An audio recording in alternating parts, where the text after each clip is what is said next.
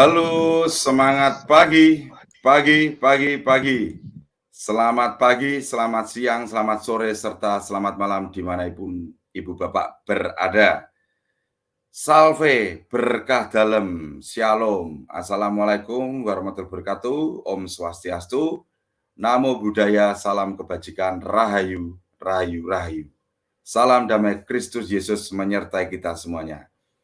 Berkah dalam, salve Bapak Monsinyur semuanya, para pastor-pastor kami, para burder, dan para suster-suster kami semuanya, Tuhan memberkati.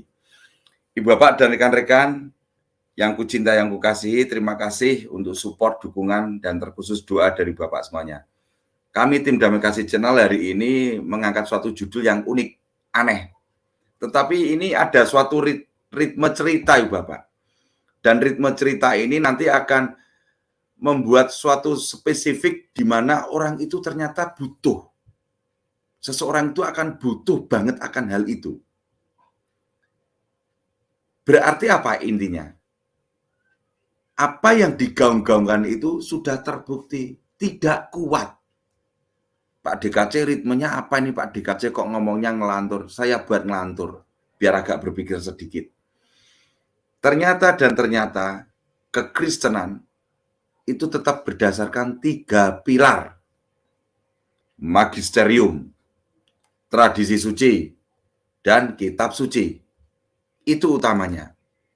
Nggak bisa orang-orang itu untuk berpaku pada sola scriptura.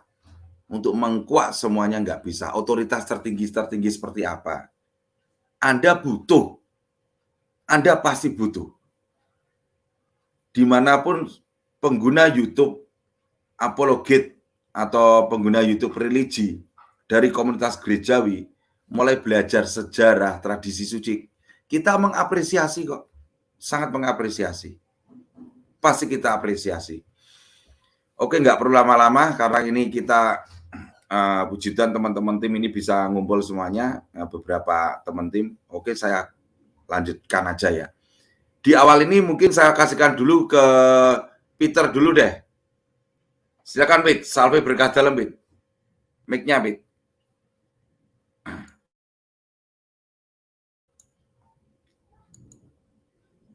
Oke, silakan. Ya.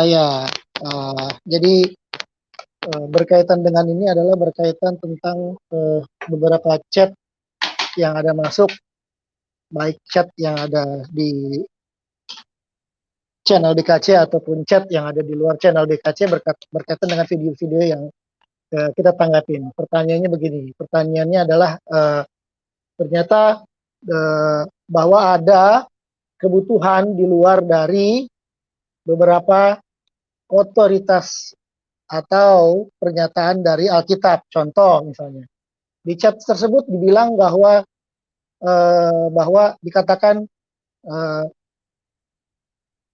membutuhkan ya bapak-bapak gereja untuk sebagai bahan referensinya dalam menerangkan apa itu isi dari Alkitab, apa pengertian dari Alkitab. Ya. Contohnya apa? Ya contohnya misalnya Cyril dari Alexandria atau Santo Aquinas atau beberapa bapak-bapak gereja yang lain. Nah, hal ini yang menarik gitu. Kenapa harus mengambil dari di luar dari Alkitab? Karena kalau mengambil dari di luar dari Alkitab artinya ya itu berarti bukan sola scriptura. Itu berarti membutuhkan namanya tradisi atau ajaran gereja. Kenapa? Karena nggak akan bisa berdiri sendiri Alkitab itu. Harus membutuhkan semacam pemahaman, semacam kenapa ini bisa turun, kenapa ayat ini bisa turun, kenapa konsili Nisia bisa begini, kenapa ini, itu begitu. Semua di chat itu kayak gitu. Ya. Mereka selalu mereferensikan kepada bapak-bapak gereja. Ini yang menarik. Bahwa kebutuhan itu ada, tetapi tidak diakui bahwa itu adalah tradition in English, paradosis in Yunani, bahwa itu adalah magisterium, ya, ajaran para rasul. Itu aja yang mau disampaikan pertama dari beberapa chat ya, baik itu di DKC ataupun di luar DKC. Silakan Paman DKC, mungkin bisa ditanggapi. Iya, thank you Om Peter. Coba Om Mike ditanggapi statement dari Om Peter. Silakan Mike.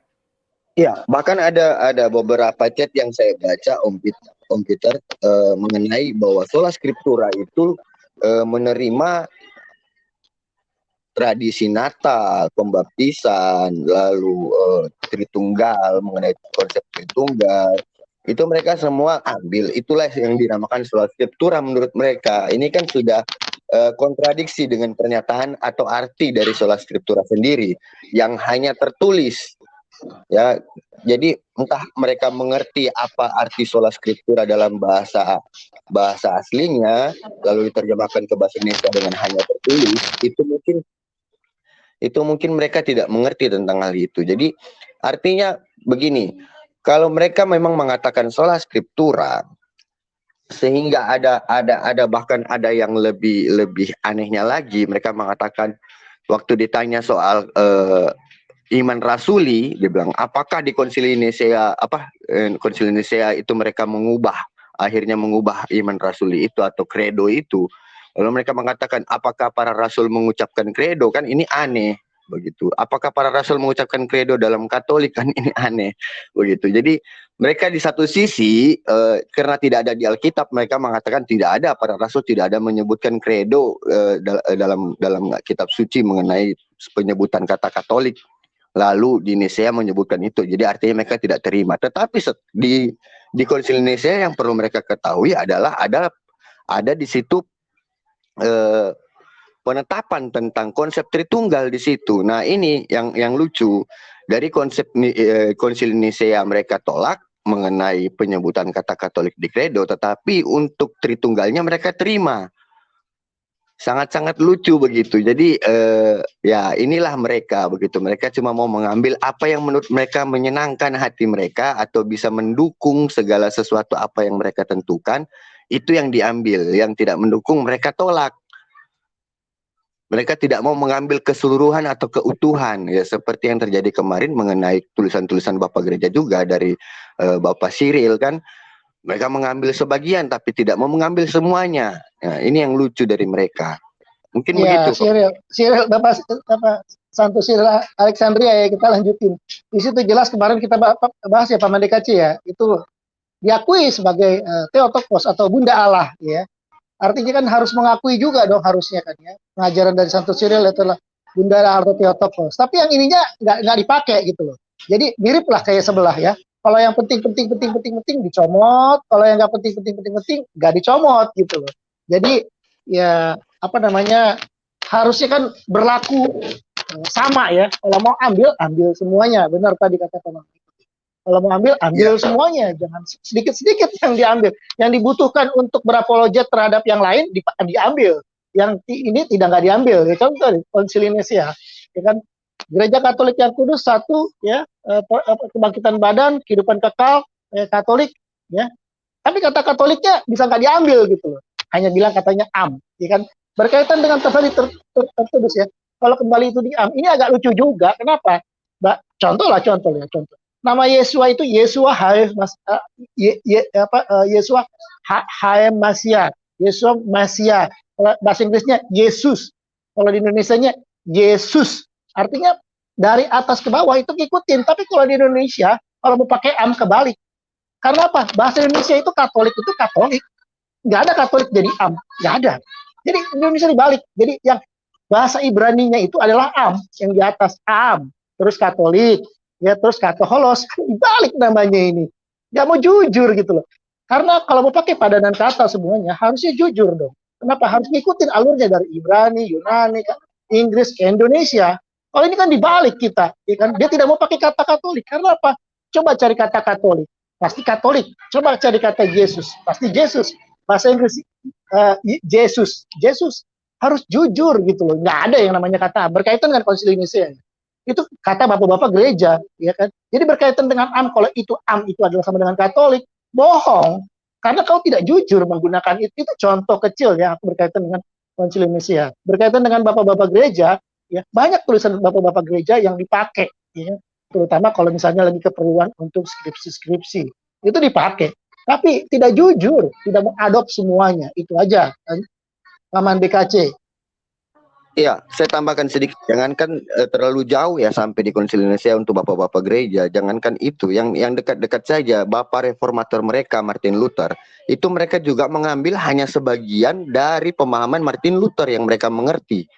Seperti 95 tesis di mana ada 20 tesis Martin Luther mengakui Paus adalah utusan dari Tuhan. Mereka sekarang menolaknya.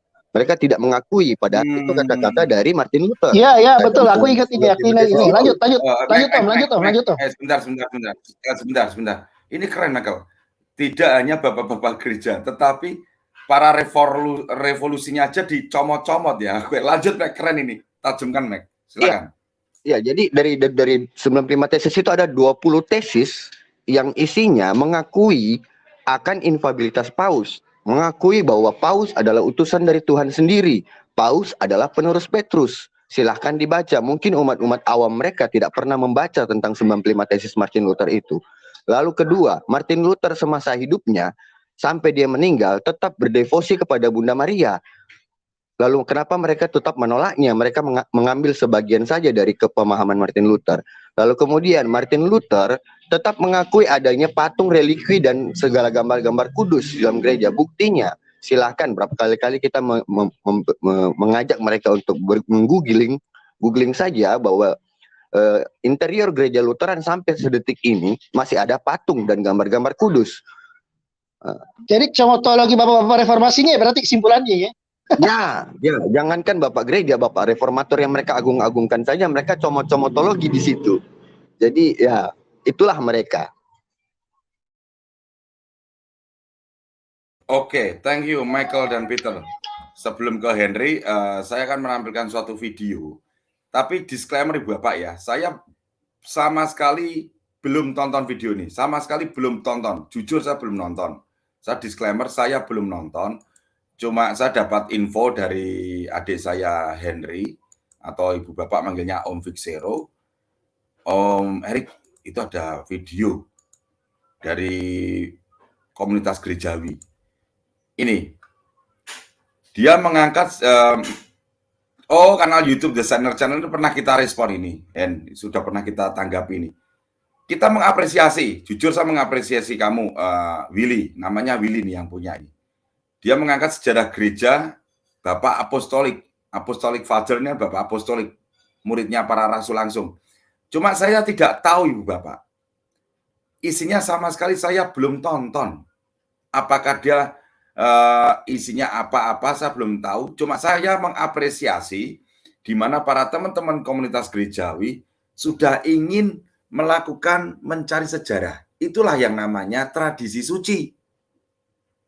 Kalau Ibu Bapak mengikuti sejarah yang benar kekristenan, kata dari mantan Anglikan yang menjadi seorang santo, John Henry Newman, Anda akan meninggalkan Protestan Anda. Anda akan masuk ke Katolik. Kalau orang-orang itu ingin belajar kekristenan yang benar, meninggalkan semuanya, berkaitan pengajaran abad 16, Anda menggali kekristenan, Anda akan lepaskan Protestan Anda akan masuk di Katolik. Itu kata Santo John Henry Newman. Anglikan itu. Uskup itu. Ini videonya seperti ini, saya belum tonton ya. Kita akan nonton sedikit saja seperti apa sih pengupasannya. Sedikit aja ya.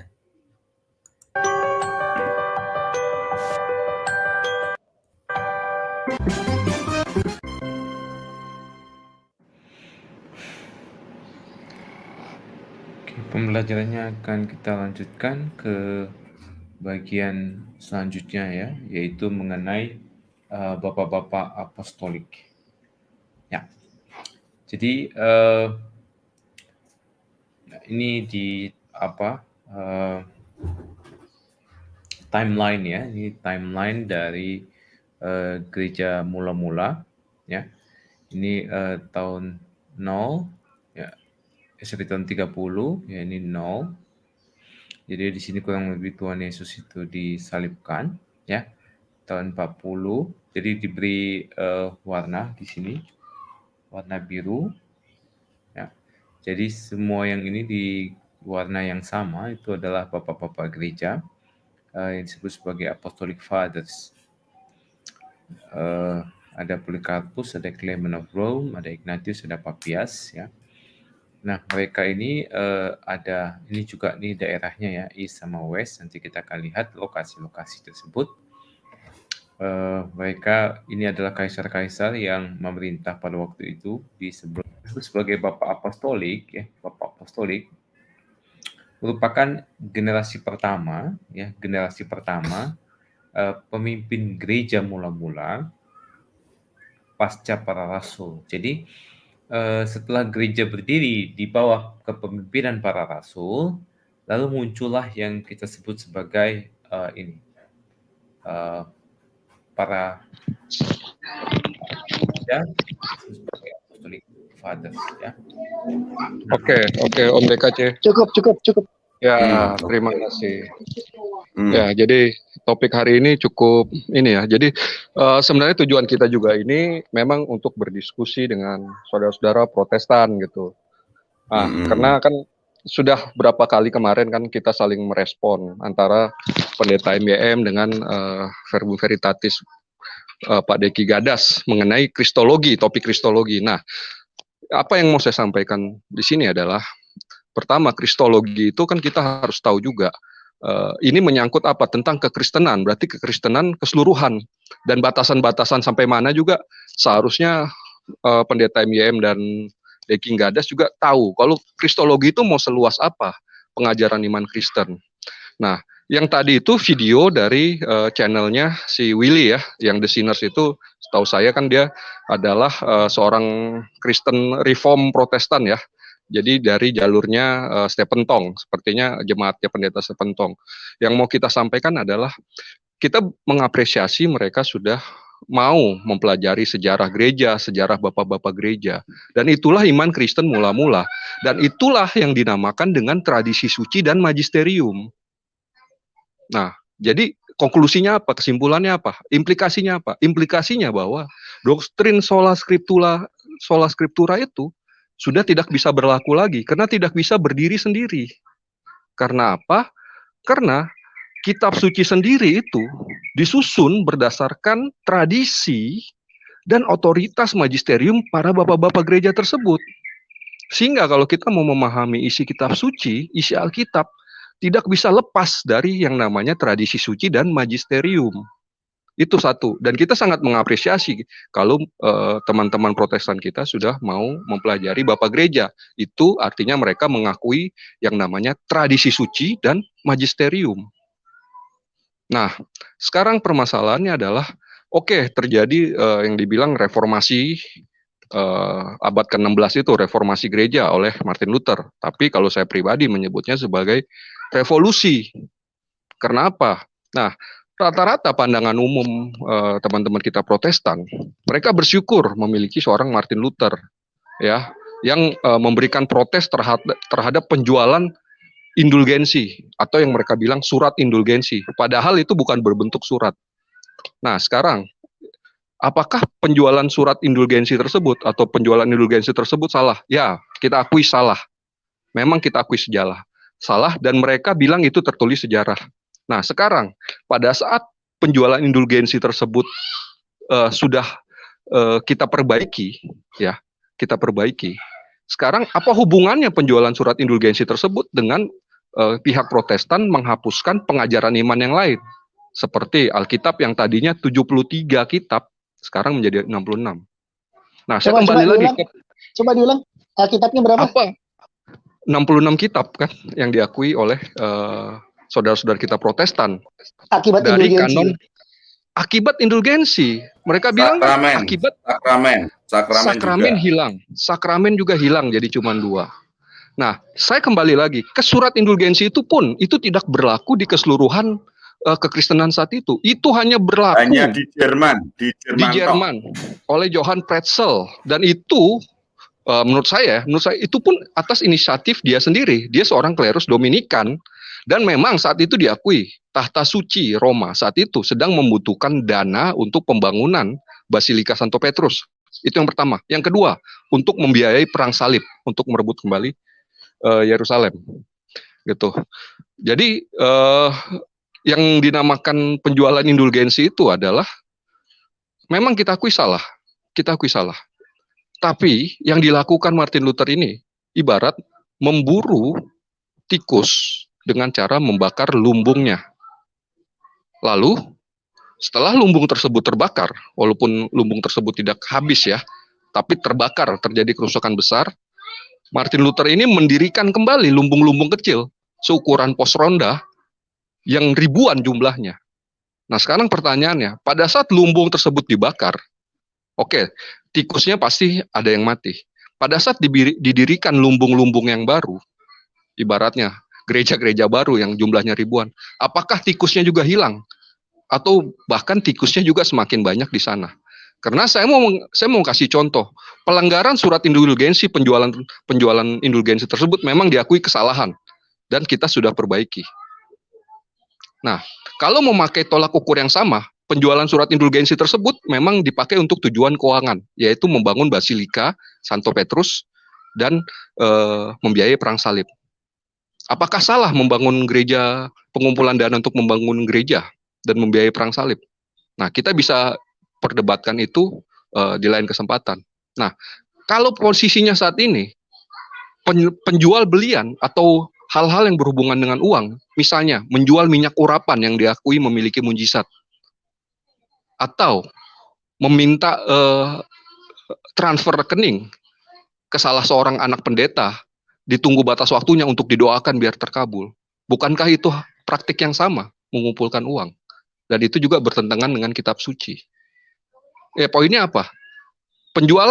Praktek penjualan indulgensi adalah hal yang salah, kita akui. Tapi dengan Martin Luther keluar dari gereja Katolik, mendirikan gereja baru, apakah praktek seperti itu tidak terjadi juga di tubuh Protestanisme? Lalu, yang kedua, pada saat Martin Luther keluar dengan alasan penjualan surat indulgensi, kenapa ajaran iman kekristenan yang lain yang diajarkan Bapak Gereja ikut dibuang atau diganti?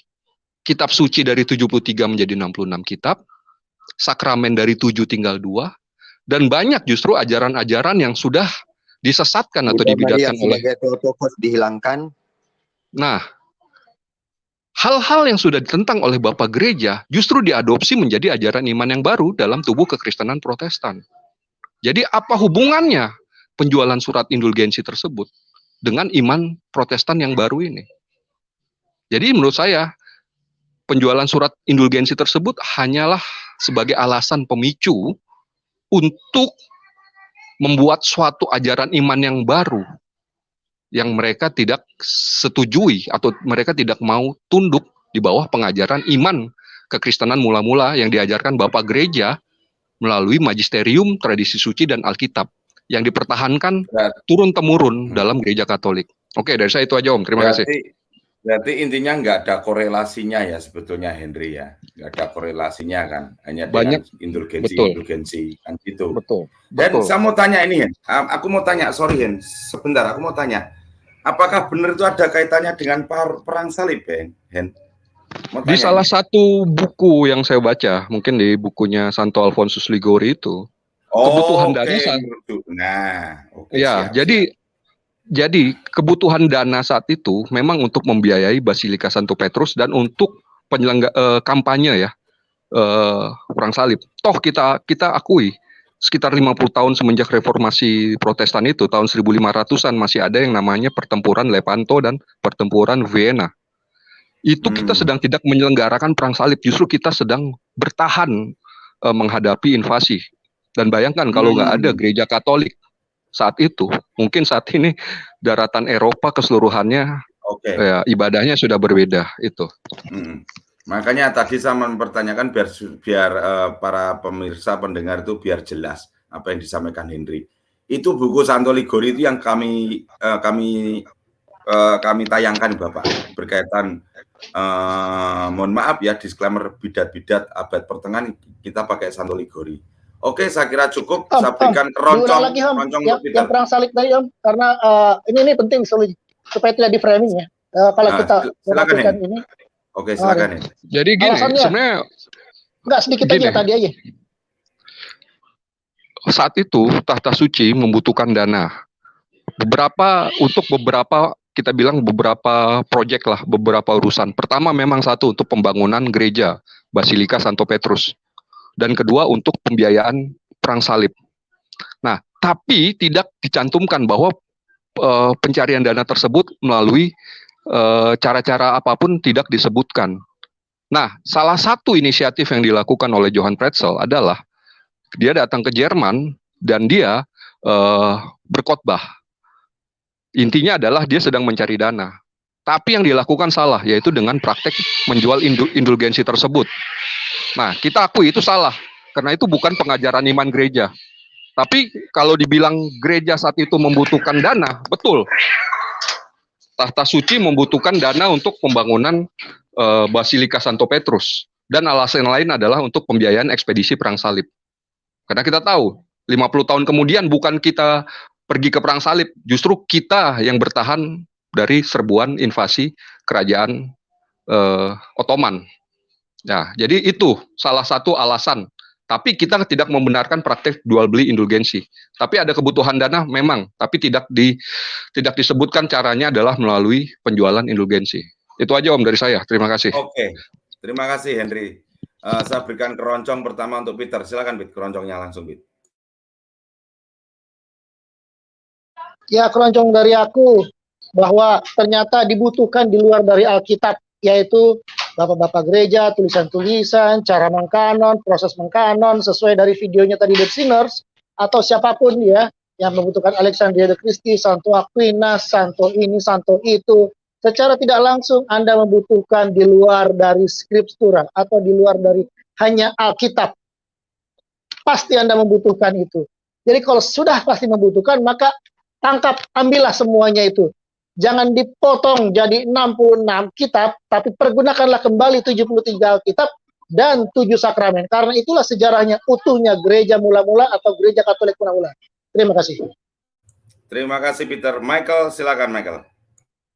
Ya, keroncong dari saya, mereka selalu mengatakan harusnya kita bersyukur karena Martin Luther membuat gereja Katolik kembali kepada Alkitab. Oke, begini, kami bersyukur.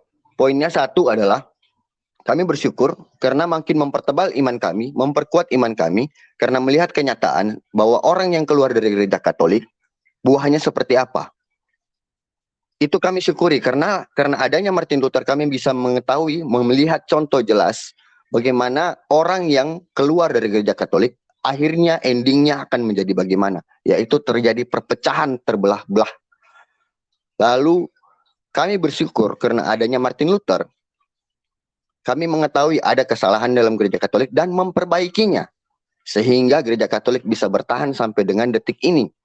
Nah, pertanyaan saya kembali, jika Anda mensyukuri bahwa gereja Katolik kembali kepada Alkitab, lalu kenapa sampai sekarang Anda masih menentang gereja Katolik? Bukankah gereja Katolik sudah kembali ke Alkitab, kata kalian? Kata kalian bahwa gereja Katolik karena Martin Luther akhirnya kembali ke Alkitab. Oke, kalau sudah kembali ke Alkitab, lalu kenapa kalian masih tetap menyerang gereja Katolik? Bukannya kalian kembali lagi ke gereja Katolik karena gereja Katolik sudah kembali ke Alkitab dan paling Alkitabiah karena Martin Luther. Terima kasih Martin Luther, terima kasih. Makasih Michael. Keroncongmu belum minum kopi, makan cabai. Henry, keroncongnya Henry. Ya, dari saya mengapresiasi saudara-saudara Protestan bila mau semakin mempelajari sejarah kekristenan mula-mula tentang konsili, tentang Bapak Gereja. Ini menekankan bahwa gereja Katolik tidak pernah keluar dari jalur iman kekristenan yang sejati yang diajarkan Yesus kepada para rasul. Dan sola scriptura sendiri tidak dapat berdiri tanpa tuntunan dari magisterium dan tradisi suci. Ketiga tersebut saling melekat dan saling melengkapi, saling menguatkan. Justru bila sola scriptura terlepas dari tradisi suci dan magisterium, justru dia kehilangan kewibawaannya, kehilangan otoritasnya. Karena itu semua akan bergantung dari penafsiran bebas tiap-tiap orang yang membacanya, tanpa ada bimbingan dari magisterium dan tradisi suci. Dari saya itu aja Om, terima kasih. Ya, terima kasih untuk teman-teman tim, Peter, Michael, dan Henry. Ibu Bapak dan rekan-rekan, saya juga secara pribadi mengapresiasi untuk teman-teman dari komunitas gerejawi yang mau mengikuti pelajaran sejarah kekristenan. Akan tetapi kalau membedah sejarah, kalau tuh Anda menyebut Bapak Apostolik, Bapak Gereja, sebutkan yang jelas dan benar berikut tahunnya. Contoh misal, Apostolik Peter, Michael, Henry, itu tok. Itu apostoliknya Peter, Michael, Henry ini contoh. Tapi Anda tidak menyebutkan tahunnya. Bahkan dalam penyebutan pun tidak enak. Jujur kalau teman-teman komunitas gereja menyebut Maria itu di telinga saya nggak suka itu. Serius. Kok nggak ada menghormatinya? Nggak usah berbicara Maria. Kalau mau menyebut berbicara Bapak Apostolik, Bapak Gereja, mbok ya sebut yang sopan gitu. Itu salah satu biar Anda kelihatan lebih menghormati seseorang. Jangan dipanggil sembarangan. Oke? Sekali lagi, kami mohon maaf apabila kami saat ini masih monolog dengan teman-teman tim, karena kita ingin rileks juga. Mungkin video yang sedikit setengah jam ini bisa membantu untuk ibu bapak semuanya dalam mencari suatu kebenaran. Tetap semangat dalam berkarya, teruslah semangat, jangan patah arang. Tuhan Yesus memberkati, Bunda Maria mendoakan, melindungi kita semuanya. Akhir kata dari kami semuanya, salve, berkah dalam.